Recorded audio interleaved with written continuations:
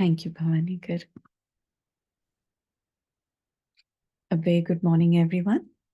Thank you very much for having joined us today. Today, we have an amazing speaker with us, Ekta ma'am. So, we welcome each and every one of you here today again to a 21-day journey honoring our beloved founder and Guru Brahmarshi Pitamaha Patriji. These sessions are a collaborative effort between Beam, Omega Pyramid Team, PSSM USA, PSSM Global, PSSM UK, PSSM India, Breath Universe from Australia, and Meditation Magic. Let us now welcome our very amazing speaker for today, Ekta Jain. Ekta Jain is a software professional and lives in the UK with her husband and 2 children from 2015. She started meditation in the year 2016 through Pranahita and her brother, Master Prabodh. She takes daily meditation sessions in the UK and has participated in various wisdom sharing sessions organized by PSSM. We extend a huge welcome to you, Ekta ma'am. We are very eager to hear about your experiences with Patriji and your wisdom sharing. Over to you, ma'am. Thank you, Mrinaliji. Thank you to entire Meditation Magic team for giving me this wonderful, beautiful opportunity to share my journey with all of you. And a big, big gratitude to our beloved Guru, Brahmarshi Pitamaha Patriji, who has created such a beautiful family known as PSSM today, and through which we are all sitting here sharing our journeys together and learning from each other. So I feel very happy and joyous whenever I get a chance to, share my experiences with my PSSM family. So to start with my journey, as you mentioned, that I started my meditation journey in year September 2016, and I was very fortunate that I was staying in the close neighborhood of Pranhita and Ravi Kiran Master, and um, those were the times, when I used to know them just on a personal level. These spiritual talks were not happening, but there was somehow, seeking in me, which I wanted to learn a way towards meditation, towards spirituality, but I didn't know exactly how to start it. And I was born in a Jain family, and I was very religious since childhood, but um, that wasn't enough. My soul was craving for something more, because we used to do a lot of rituals, Jainism rituals since childhood, and I used to do a lot of fasting as well.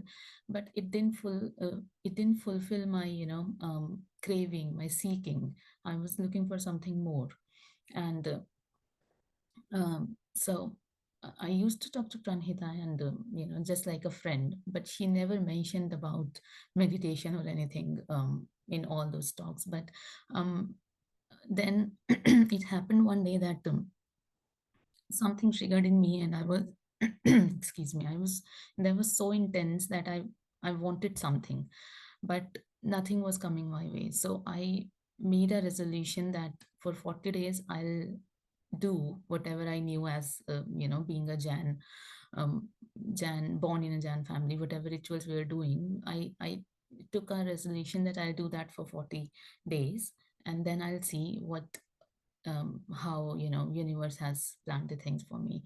So when that was my last day, 40th day, Pranhita, I met her, and that day suddenly she said that, are you interested in meditation? I knew her from last 1 year, but we never had this discussion about meditation and spirituality. And that day suddenly she came and asked me, and I was like, yeah, like, my prayer has been answered. So I was very quick to say yes, but then I held back myself, thinking that probably I don't know much about this organization. There could be some catch or something. So, so I asked her gently, like, what is it? What is the process? So she said that nothing, you just come there and we'll do a simple breath meditation, and you don't have to bring anything or something like that. So just come and meet us. And so I said, okay, let's go and see. So that is how my journey started. And Then, as I mentioned, that I was a Jan um, child since birth. So we had a family guru who was fully enlightened, and I was very devoted to him. But unfortunately, we lost him in year 2011, 2012, and that. I was very disheartened because he was not just a guru, but he meant a lot to just not just to me but to my entire family, because we used to visit him every Sunday. And as a child, of course, I it wasn't a very exciting thing when I was a child growing up, that we every Sunday Papa takes us to him, and there is nothing more exciting, just a mundane task.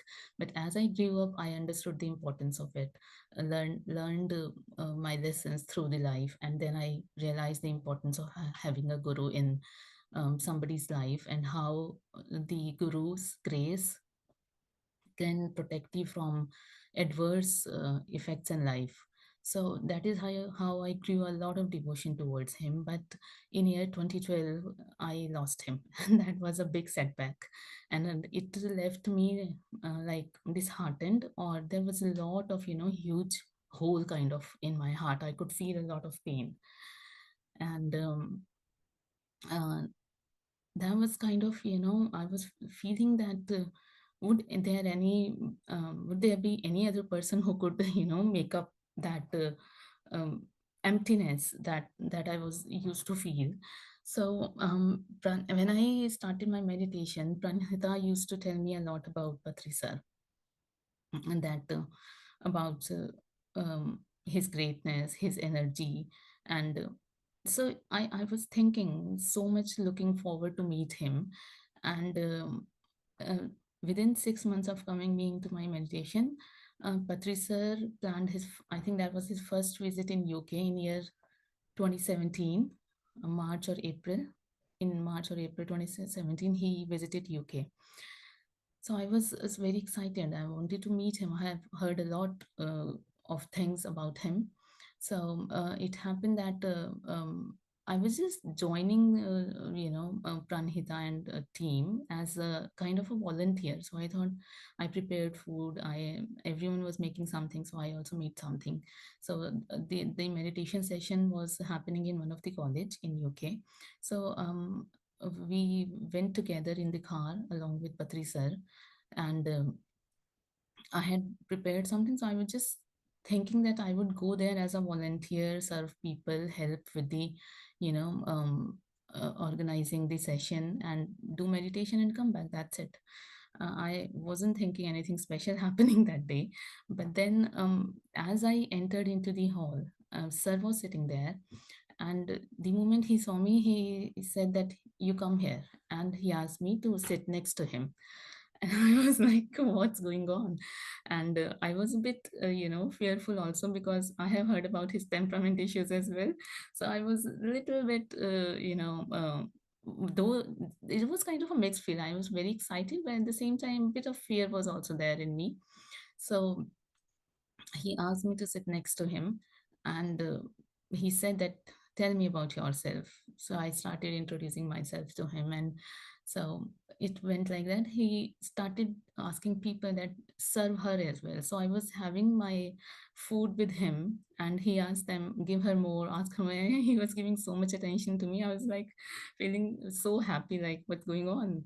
And so that's how it happened. Then we started meditation, and I don't know what happened.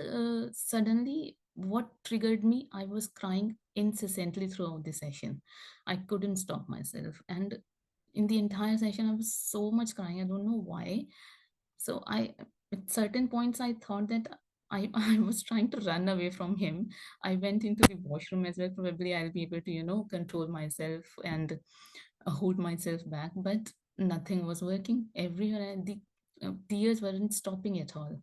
So, anyways, after the break, I joined back the meditation. And when we were meditating, somewhere in the middle, I felt that I was sitting in the second row, in the center of the second row, and there were people towards my left and right side. And as we were doing meditation, something happened that the whole room. was just filled with white light, and I couldn't feel anyone. It was just me sitting there in the center. I couldn't feel any other person sitting around me, even not the sir. And I was like, what's going on? How come everyone has dissolved into something or what? And how come only I'm sitting there? So I just, was trying to bring back myself into like where I am, where everyone has gone. And then slowly, gradually, I came back to, my physical surroundings. And then I thought, okay, I'm still in the same room. Sir is there. Sir was playing flute. So everything was going. That was my first experience with him, and it was so amazing. Just in the first meeting, I got this experience. I was very happy. So I this is how my journey, went on with him. And I was, since then that time, I was very sincere on this path somehow. I never missed a day without meditation, I would say.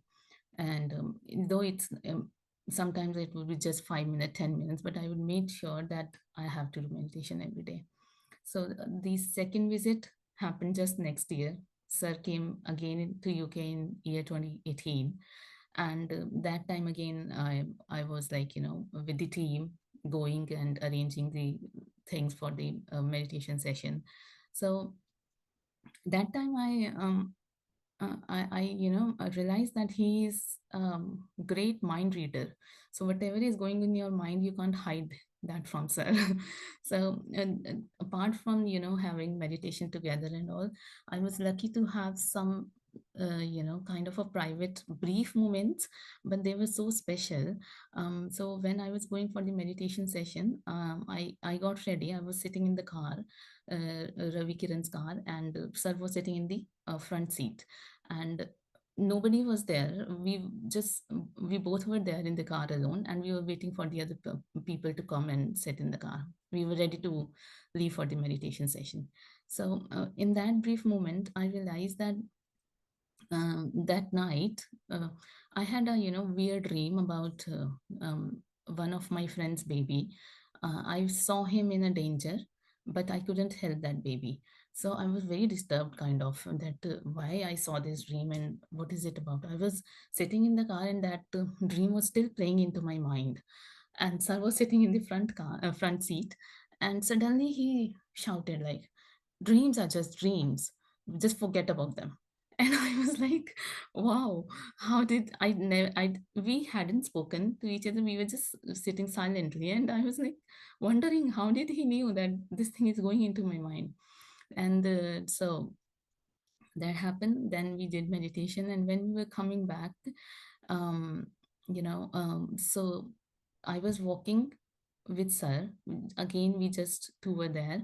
And I don't know why, but sir mentioned to me that I'm not keeping well. Those days, sir was not very much keeping well. So he mentioned to me that I'm not keeping well, and my health is not very well, and all such thing. And I became very emotional at that time listening to it, because I couldn't face that kind of a trauma again second time. And so I literally in my mind cried that no, not again. And I felt that he has heard it again, the mind the mind thing, my whatever is going into my mind. So mm, and then, okay, so then we just came into the car. We were coming back home. And I was thinking to invite him to my house.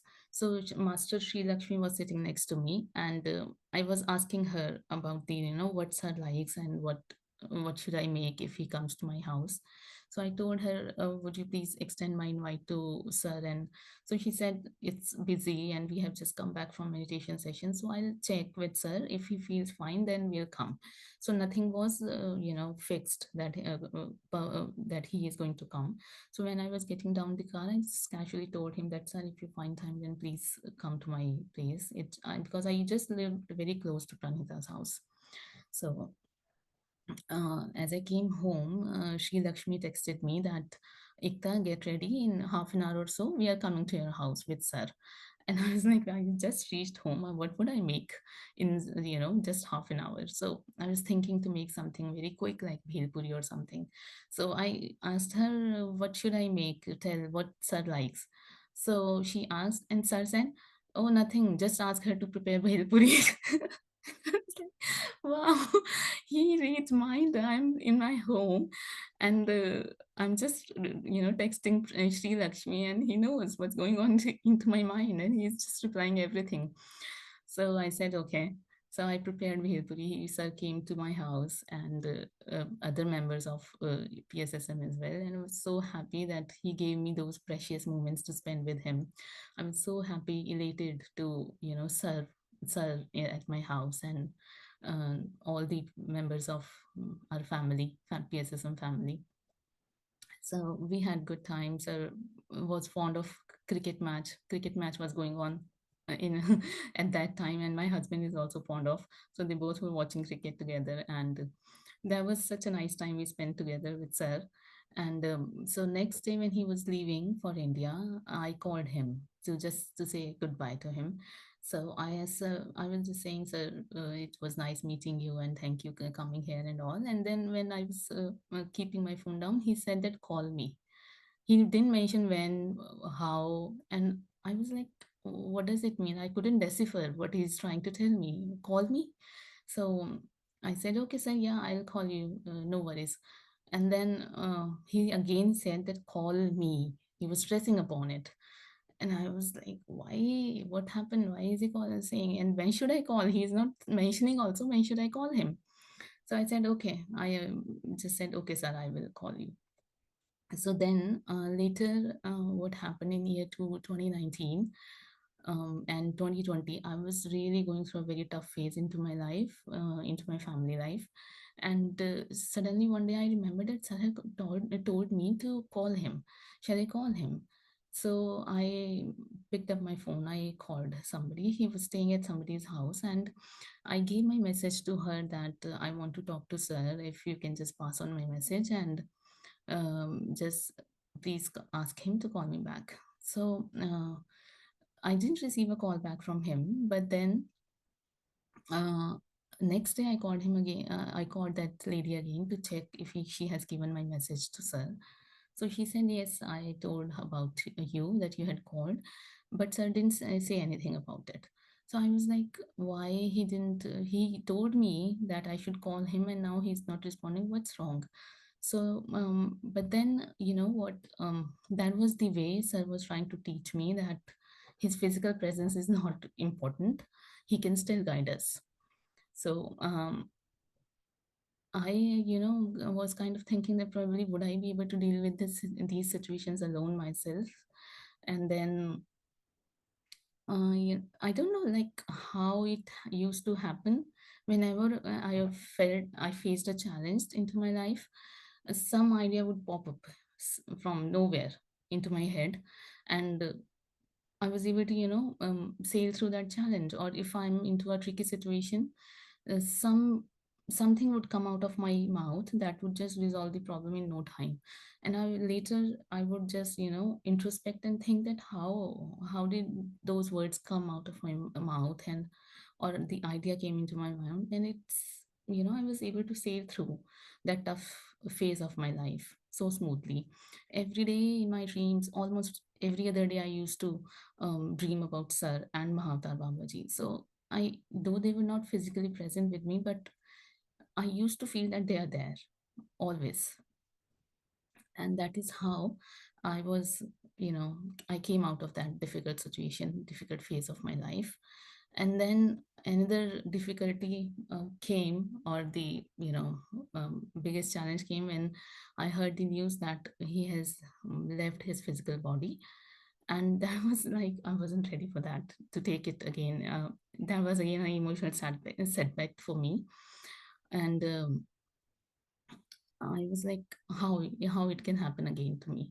Like, why universe keeps snatching my gurus from me all the time, and I wasn't ready to accept that.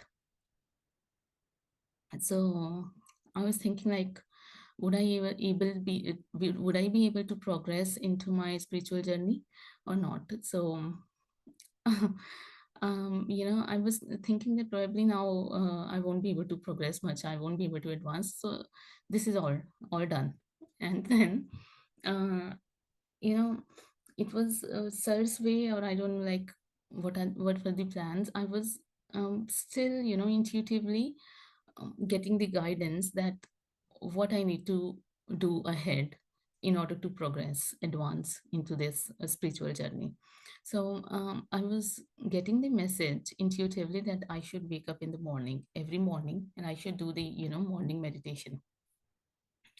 But I thought that probably just maybe it's just my mind creating, giving me the ideas. I wasn't paying much attention to it. And then I had some direct experiences that from universe that I have to wake up. And then I thought that okay, now it's done, I can't procrastinate it any further. So I started waking up around 4 a.m. in the morning, and after my washing, cleansing, bathing, I used to sit into meditation every day. So like it went on for like couple of months.